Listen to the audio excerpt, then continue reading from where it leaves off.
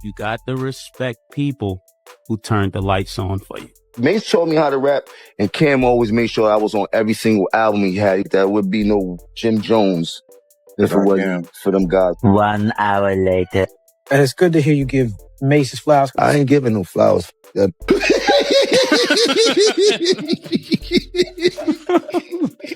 I love the hate because I'm a hater myself. Pusha T should be on the greatest 50 rappers of all time list? Ow! What has he done? What has he done that puts him in the greatest rappers of all time besides talk about that he probably didn't?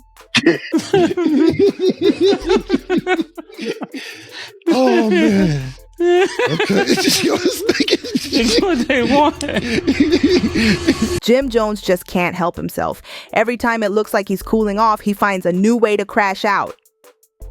Pusha T locked eyes with the camera like he was staring straight through Jim's soul. No blink, no smile, just that cold stare that could cut glass.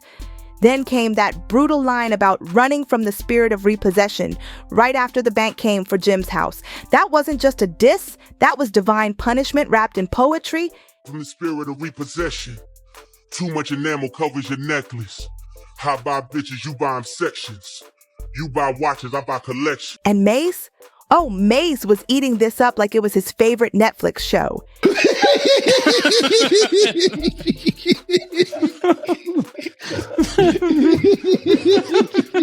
He popped up online with a whole bucket of popcorn, watching the chaos unfold in real time. But the craziest part, Jim's still out here pretending he didn't just take one of the biggest L's of the year. Instead of laying low, he doubled down, dropping a freestyle aimed at Pusha, and then started sneak dissing both Pusha and Mace on Instagram. Like he didn't just get lyrically cooked in front of millions. But let's keep it 100. Pusha and No Malice didn't just respond, they torched Jim live on stage. Their reunion album, Let God Sort Him Out, came with a tiny desk performance that felt more like a funeral service than a concert. The moment they performed Chains and Whips with Kendrick Lamar, you could feel the temperature drop. The crowd knew exactly who those bars were aimed at, Jim Jones. And they didn't hold back, slicing through his name like they were cleaning out old ghosts from the attic. If you watch the tiny desk footage side by side with the genius lyric breakdown, it's crystal clear. Fan! You begged us! You are a fan! A fan! Them niggas be on my dick, right? Them niggas ain't got nothing else to think about but Capo. I did a lot for them niggas in their life. You heard? Both of them. Pause, though. Get off of my dirt. There's only space on there for baby girl, man. Come on, man. Tugging on my shit like that. Yo, you never clear shit up. I'm a breath of it. I will close your heaven for the hell of it. It seems to be valor amongst veterans. I'm watching your fame escape relevance. We all in a room, but here's the elephant. There's no tombstones in the desert. I know by now you get the message. Uncle said, nigga, you must be sick. All you talk about is just get rich. Choke my neck, nigga, and ice my bitch. Beat the system with Pusha never broke eye contact once. He looked like a man possessed, spitting venom straight into the camera, that little smirk saying it all. I already buried you, I'm just here to collect rent. Every word hit like a bullet. No filler, no mercy, just lyrical warfare. But let's be honest, Jim brought all this heat on himself. He jumped into a crossfire that had nothing to do with him, all because he wanted to play defense for Drake. Nobody asked him to start dragging Pusha T's name, but he did it anyway, and now he's paying the price. And that line from Chains and Whips? We all in the room, but here's the elephant. You chasing a feature out of your element. That wasn't random shade. That was a direct hit. Pusha was straight clowning Jim for begging Drake for a feature like his career depended on it. Jim even went as far as calling Drake the greatest rapper of all time, just trying to stay in Champagne Papi's good graces. But the irony? The man doing all that writing isn't even close to the top 50. For you, where does Drake stand in hip-hop history, you know? I would say he's the greatest of all time. Pusha T sitting comfortably at number 29 on Billboard's list, and Jim, well, Jim's still shouting from the sidelines, talking about he doesn't belong there. Bro, you're not even in the room. Jim Jones really turned himself into Drake's guard dog overnight, barking at anyone who dared question the throne. But now, that same loyalty's got him looking desperate and outmatched. The The streets are watching, the internet's clowning, and hip-hop just witnessed another man play himself, trying to pick the wrong side of history. Sing along the 5 Pusha T records right now. His records. Yes. Name I love Pusha. Nostalgia. Oh, you was a Pusha T fan. You know. I didn't know you had fans like that. Can you name 5 Pusha T records? No, his records. See, but no, can you? No, can you rap to 5 Pusha? I can't rap 5. All right, can you rap to 5? Wait. Can you rap? If 5 Pusha T records, not the records he's featured on, if 5 Pusha T records came on right now, could you rap them? You can rap 5 Pusha T records? Yeah. Could you rap 5 Pusha T records right now if they started playing? What do you mean rap? Like the hook? Could you sing them? You're not in my top 50. You might be in Charlemagne's top 50 and things like that. But you haven't done that much for me in my life. Like I didn't never want to be like Pusha. I never had a Pusha moment in my life. I never thought like you did. Like where I'm from, want to be like you if you was really that dude and that rapper and things like that. Like Pusha. He was influenced by Pusha. Yeah? Yeah. Okay, cool. That's why Pusha did the Mr. Me Too record. Okay, cool. You're a very strong Pusha T fan. Then you was nowhere near the top 50. You top 950. Man, this whole situation is spiraling faster than anyone expected. Jim Jones really said NBA YoungBoy was more important to hip-hop than Pusha T? Like what? That statement alone had people clutching their headphones in disbelief. You could almost hear the collective, bro, what are you talking about across the internet? It's like Jim's main goal right now is just to make everyone mad on purpose. The man's grinning, laughing, acting unbothered while the entire culture is watching him self-destruct in real time. But it didn't stop there.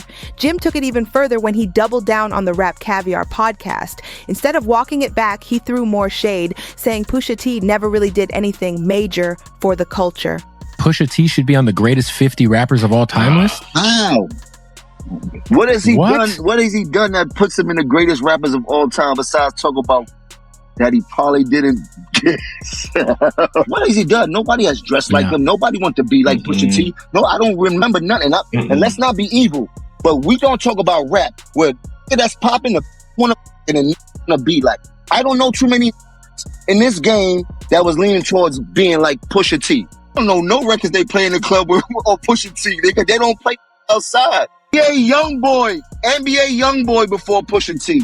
That's wild, Jim. That's NBA YoungBoy before Pusha crazy. T? That's crazy. What do you... What?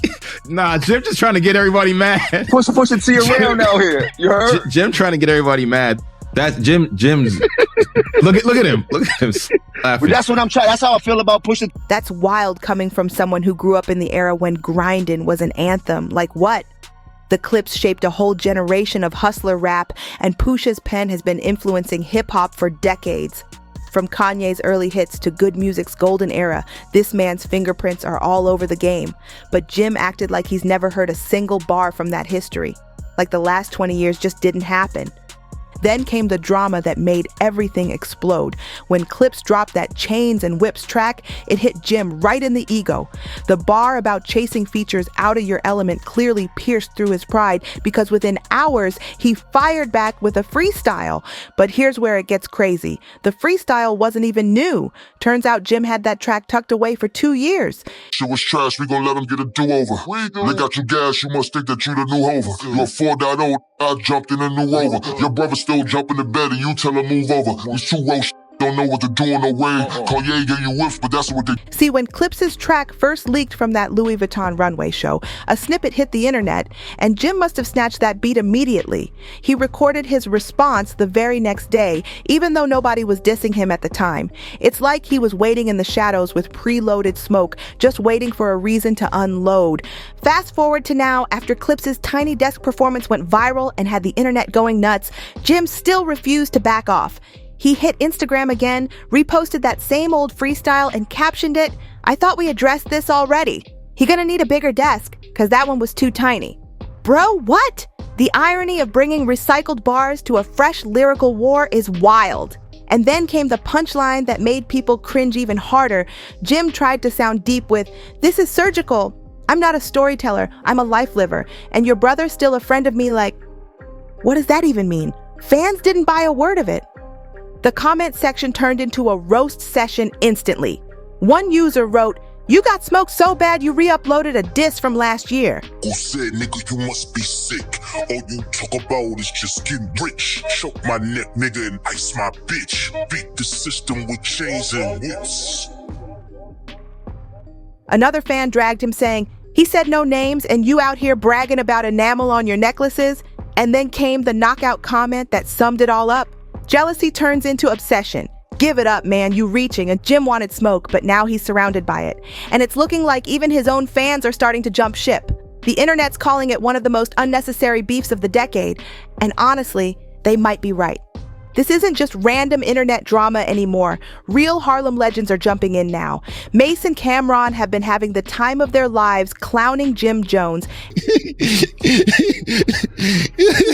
How you doing, man?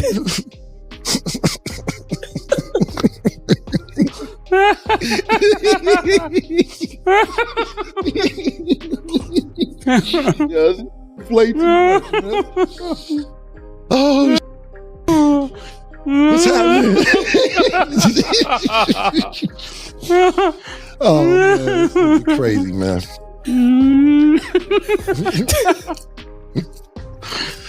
All right.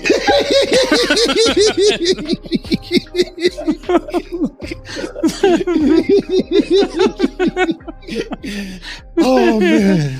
Okay. And honestly, if you know their history, you already understand why this beef feels personal. Every time Mase laughs at Jim online, it hits with years of built-up tension behind it. This isn't just about Pusha T's diss. This is a Harlem soap opera that's been simmering for decades. See, Mase, Cam, and Jim all came up together in the same neighborhood. Back in the mid-1990s, they were part of a crew called Children of the Corn, a young Harlem powerhouse in the making. Everyone in the hood thought they were about to take over hip-hop. But then Mase got signed to Bad Boy Records under Diddy, and everything changed overnight. He blew up fast. Radio hits, flashy suits, million-dollar deals, the whole thing. That's when the first cracks in their friendship started showing. I watched Mase on Cam and everybody around him. Wow. A bitch, like all the time. You heard? Like I was there the whole time, but I was Cam's man. You heard? Is that I wasn't there for every single thing. Everybody Cam didn't like, I didn't like. And I already see how he was handling Cam, so I definitely didn't like him. You dig? And then I seen how much love Cam had for him and how Cam was jumping out the window for him, which a friend should. Like that, like being overprotective, making sure nothing happened. Like he was trying his best to make sure that Mase stayed as safe as possible, but Mase had got that money and lost his money. Jim's always told it like they all came up together, that Harlem raised them as brothers. But if you ask Cam'ron, he'll tell a different story. And trust me, that story got layers. According to Jim, once Mase started seeing success, he switched up and started moving like he didn't know the people who helped him get there. He says Mase began distancing himself from everyone in the crew, especially Cam. That's when the resentment started bubbling. Fast forward to this year, Jim's on Justin Layboy's Respectfully show, and he doesn't hold back one bit. He says he watched Mase talk slick about Cam right after he got famous, and that was the breaking point. In Jim's words, that's when I stopped respecting Mase. I created the aesthetic. Okay. For the diplomats.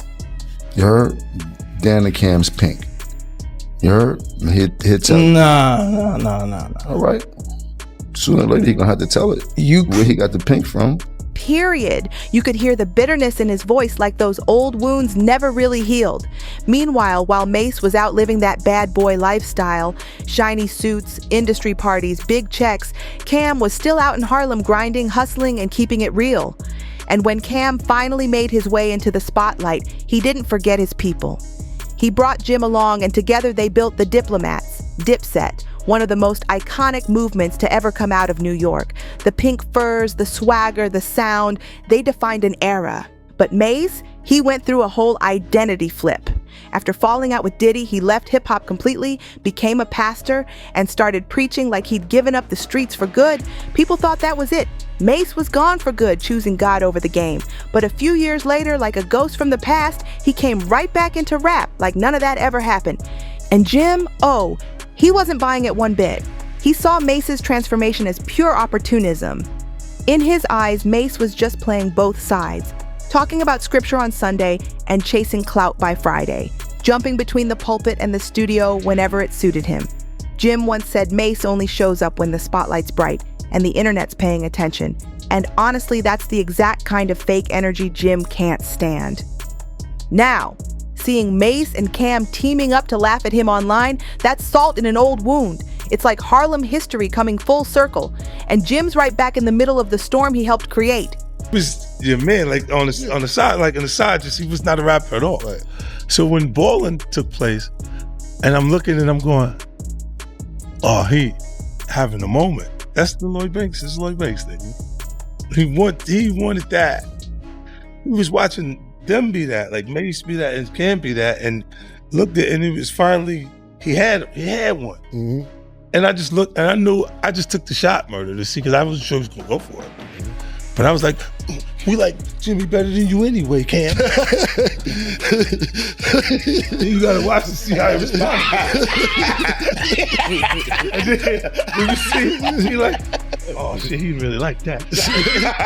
Give me this, get me Jimmy. Yeah, tell him we want you at the show, Jimmy.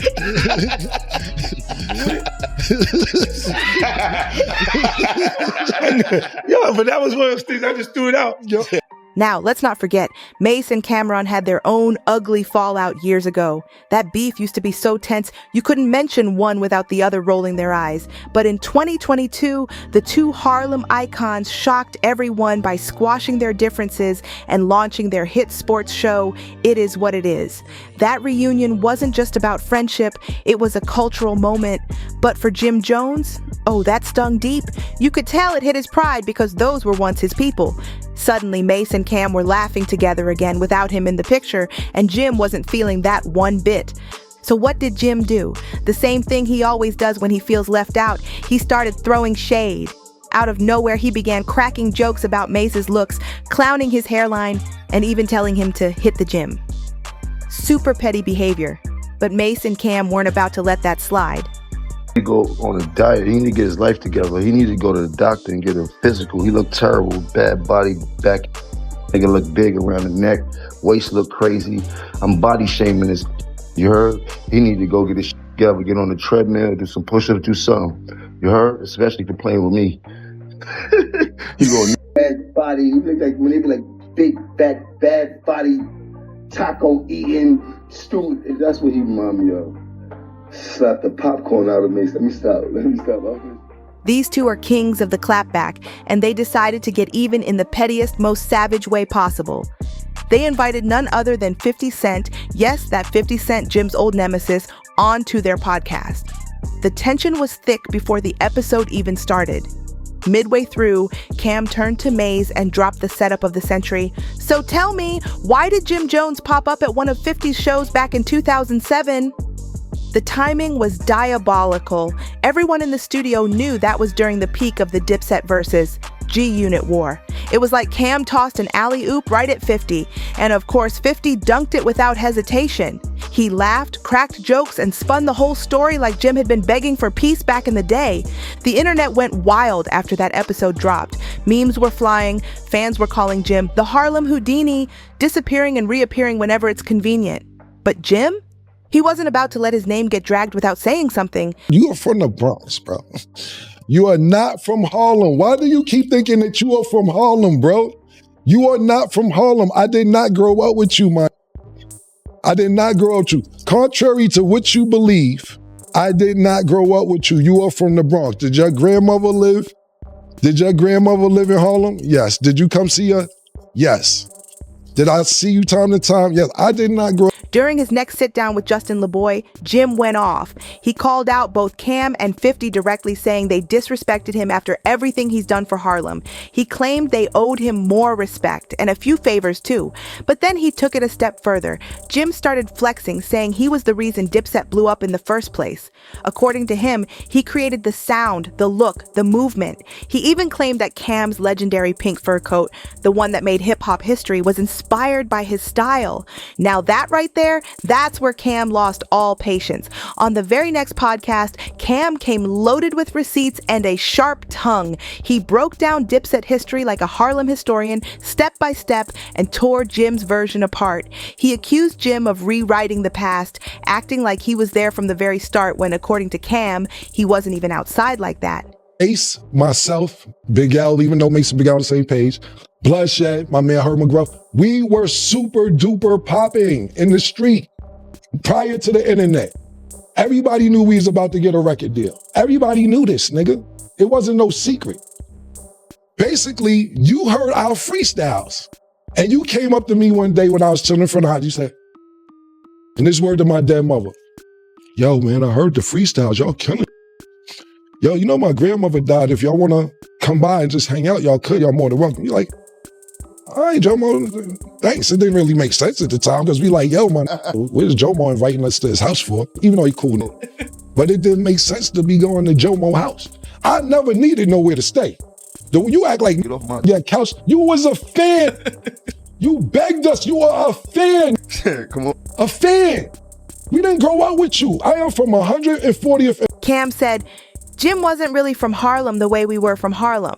He wasn't in the streets when the movement was born, wasn't writing bars, and definitely wasn't part of the original foundation of Dipset. In Cam's version, Jim was more of a tag-along, someone who joined later once the train was already rolling, and it didn't stop there. When Jim claimed he used to watch Mace's son back during the Bad Boy era, Cam immediately called cap. He shut that down on the spot, saying Jim wasn't even around when Children of the Corn was running the Harlem scene. By the time he showed up, Cam said, we already had a name. You was so cool. And we was like, yo, Jomo's a nice guy. Mace like, yo, I think I'll teach him how to rap. Mace actually taught you how to rap. Literally. Literally. He taught you how to rap. You'll say it. Matter of fact, bring up the clip. And Mace helped me learn how to rap. Mace taught me how to rap. Mace actually showed me, he was the first person to show me how to rap. Mace actually sat me down and showed me the magic to rap. We taught you how to rap. How you ran the whole organization. How you made Diplomat. You ain't make none of this stuff. You was a fan. I put you down. Jim was just on the sidelines watching. That line had the whole room gasping. Then came the knockout punch. Cam said flat out that Mace was the one who taught Jim how to rap.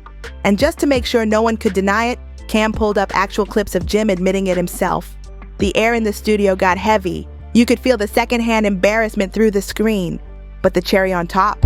Mace sitting there in the corner, chilling with a huge bucket of popcorn, grinning like he was watching a blockbuster movie. Every time Cam dropped another truth bomb, Mace just nodded and kept eating like, yeah, I remember that part. The whole scene was pure comedy and chaos, a Harlem history lesson wrapped in petty revenge. By this point, the Harlem drama had evolved into something way bigger than just rap beef. It was turning into a full-blown cultural feud.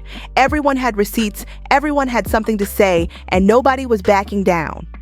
After Cameron and Mace aired Jim out on It Is What It Is, social media was on fire. Fans started digging through old interviews, freestyles, and photos trying to figure out who was really telling the truth about Dipset's beginnings, and what they found, man, it only added more fuel to the fire. Old footage resurfaced, showing Jim in the early days, barely rapping and acting more like the group's hype man than a frontliner. I think it'd be a big deal because you make up with every nigga put hands on you. But I see the pattern now. If I agree to disagree with you and don't want to take it that route because they got some genuine love. There were clips of Cam spitting bars while Jim stood in the background hyping the crowd. It didn't look good for Jim's I built Dipset claims. People online started calling him the assistant coach instead of a founder, and those memes hit hard.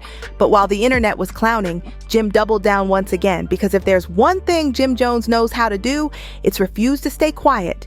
He jumped on Instagram Live and started defending himself in classic Jim fashion, loud, animated, and straight from the chest. He said, "Don't let these dudes rewrite my legacy. I was there from day one." Then he started name-dropping old producers and Harlem legends, trying to prove his street cred. But the problem? Every time he talked, Cam and Mace had another clip, another photo, another story ready to contradict him. It was like they had a whole archive sitting on standby just to keep checking him in real time. Even 50 Cent got back involved, trolling Jim on social media with captions like, "Man, they airing this boy out again," followed by laughing emojis.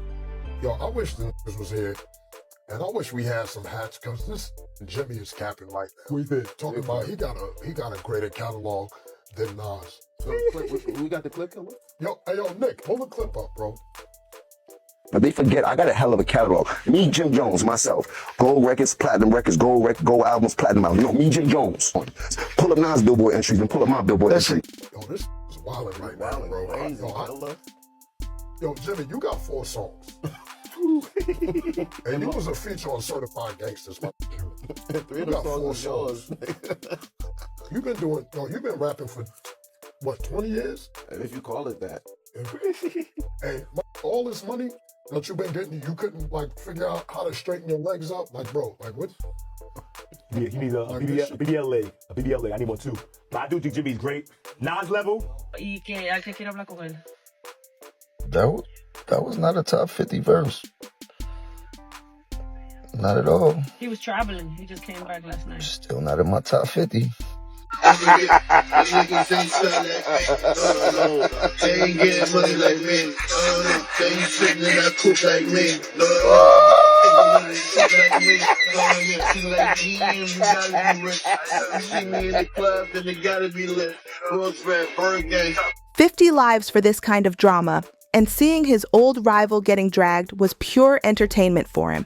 He even reposted one of the memes of Jim photoshopped holding Mace's popcorn bucket, saying, "Harlem looking spicy this week." The comment section went crazy. Thousands of fans laughing, debating, and tagging Dipset members left and right, but underneath all the jokes and disses, there was something deeper happening. You could feel the hurt between these guys. They came up together, built a whole legacy out of nothing, and now they were taking shots at each other like enemies.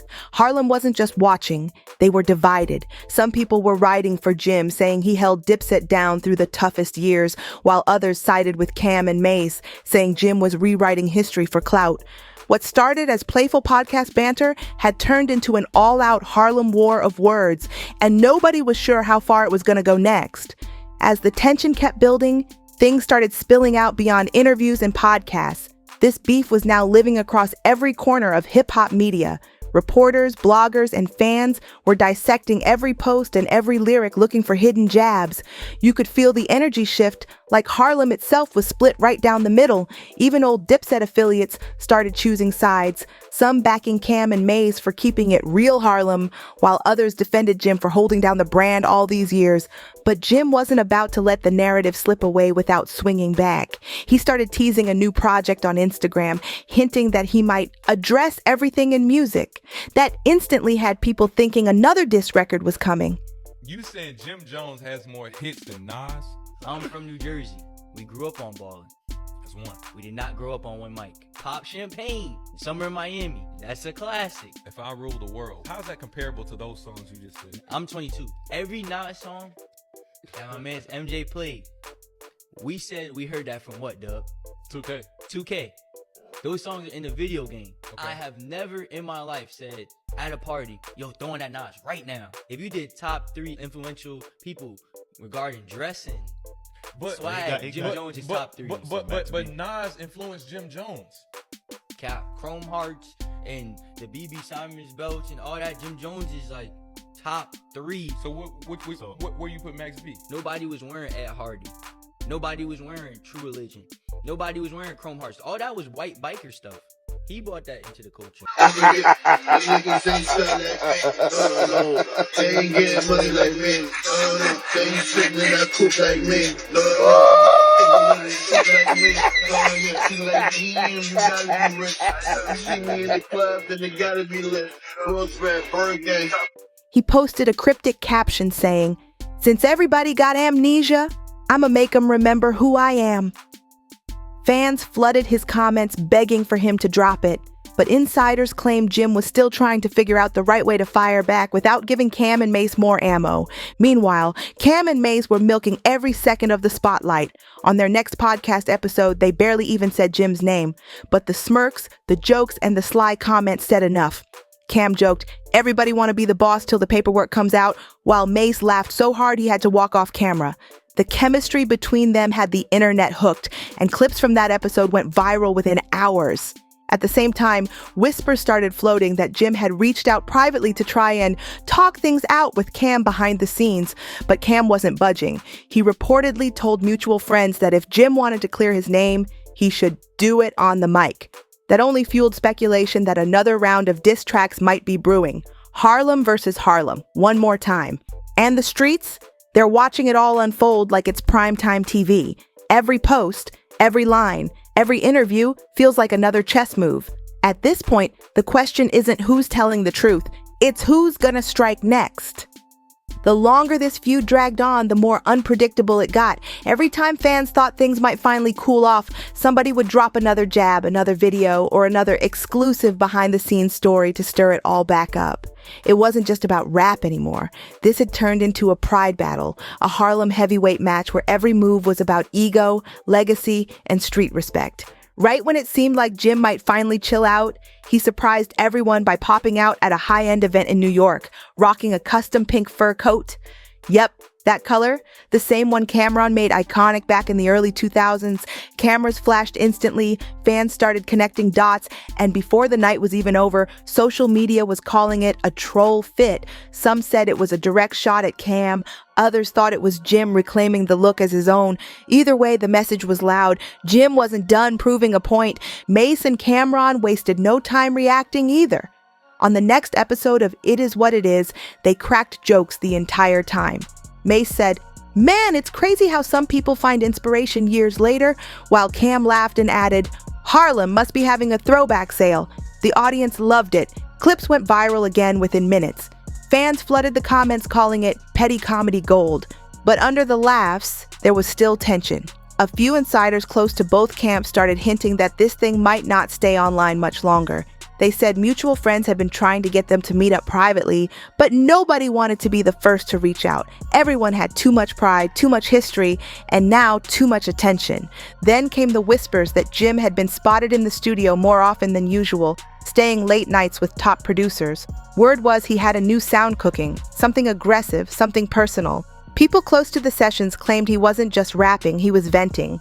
Whatever he was working on, it wasn't just music, it was therapy. That was the calm before the storm. Because right when folks started thinking Jim might take the high road, everything took a sharp turn once again. Man, when I tell you Mace was enjoying every second of this, I mean he was living for it. The man was laughing so hard he nearly choked on his popcorn. He didn't even need to say a word, just sitting there smirking, letting that quiet confidence do all the talking. You could see it in his face. He knew Jim was spiraling, and watching him unravel in real time was pure entertainment. That calm, petty energy hit Jim harder than any diss track ever could. But Jim, he wasn't laughing. That man was heated. Not even 24 hours later, he hopped online, fired up his camera, and said he'd slap the popcorn out of Maze's hand. The internet went crazy. The comment section turned into a virtual brawl, half the fans cheering him on, the other half saying he'd officially lost it. You can't make this up.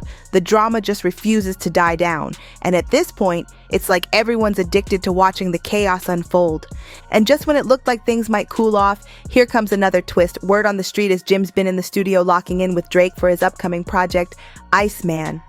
Yeah, you heard that right. Drizzy himself might be stepping into the middle of all this Harlem madness. Insiders are saying Jim's loading up a full arsenal of new tracks, shots aimed at everybody, from Pusha to Mace to Cam. No one's safe this time. But here's the wildest part. Rumor has it there's one track on that album that could flip the whole narrative upside down. Some folks are whispering that Jim's about to spill details that'll change how fans see this entire feud. Others say it's all just hype, another publicity play to get the streets talking again. Either way, if what people are saying is true, this next drop might shake up the whole game for real. So make sure you hit that like button, share this video with your friends, and subscribe so you don't miss what happens next. Drop your thoughts in the comments. Whose side are you on in this Harlem showdown? And don't go anywhere. Check out the next video that's popping up on your screen for even more wild celebrity drama. Trust me, you won't want to miss what's coming next.